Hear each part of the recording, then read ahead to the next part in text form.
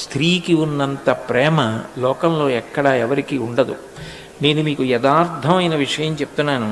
నేనేదో అభూత కల్పన చేసి అబద్ధం చెప్పాను అని మీరు అనుకుంటే మీకు నేను రేపే ఆ పుస్తకంలోంచి దాని ప్రింటౌట్ పంపిస్తాను.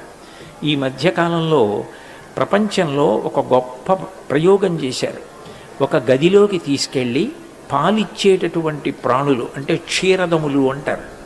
పంది పిల్లలకి పాలిస్తుంది, కుక్క పిల్లలకి పాలిస్తుంది, ఎలుక పిల్లల్ని పెంచి పెద్ద చేస్తుంది. ఇటువంటి ప్రాణులన్నింటినీ కూడా ఒక గదిలోకి తీసుకెళ్ళి ఉంచారు.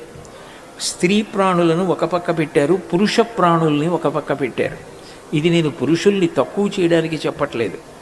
ఆ మధ్యలో ఒక చిన్న రేకు పెట్టారు, దానికి కొద్దిగా ఎలక్ట్రిసిటీ కనెక్ట్ చేశారు, విద్యుత్ శక్తి.